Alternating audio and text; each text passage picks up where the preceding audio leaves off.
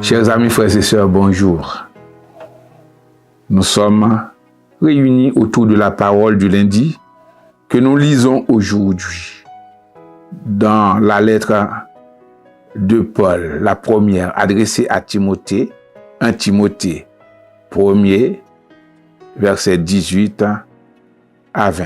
Le commandement que je t'adresse, Timothée, mon enfant, selon les prophéties faites précédemment à ton sujet, c'est que d'après elles, tu combattes le bon combat en gardant la foi et une bonne conscience. Cette conscience, quelques-uns l'ont perdue et ils ont fait naufrage par rapport à la foi. De ce nombre sont Hyménée et Alexandre, que j'ai livrés à Satan, afin qu'ils apprennent à ne pas blasphémer. Chers amis, nous sommes en présence d'un père qui adresse ses préceptes à son fils spirituel, qu'on peut dire Paul et Timothée.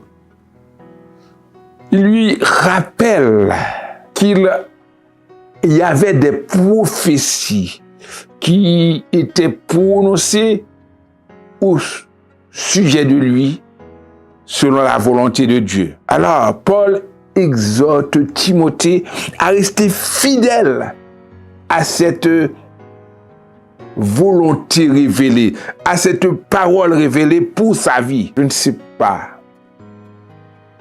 quelle est la volonté de Dieu prononcée sur ta vie en tant que serviteur, en tant que pasteur, évêque, etc., en tant que membre d'église, en tant qu'ouvrier. Il faut rester fidèle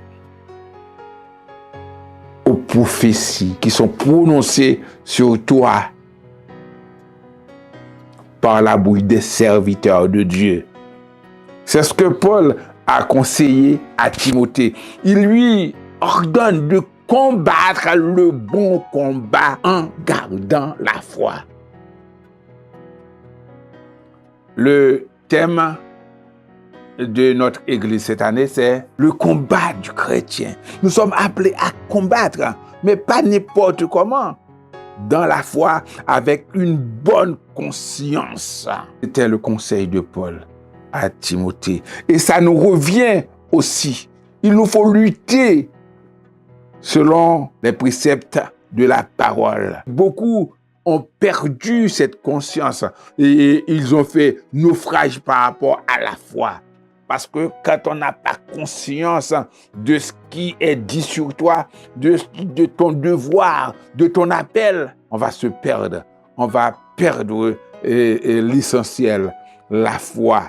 La foi, et quand on n'a plus la foi, on ne peut plus être utile dans le service de Dieu. Et c'est pourquoi il dit que j'ai livré à Satan, Hyménée et Alexandre. Cela signifie que c'était des hommes qui ont été excommuniés de l'Église.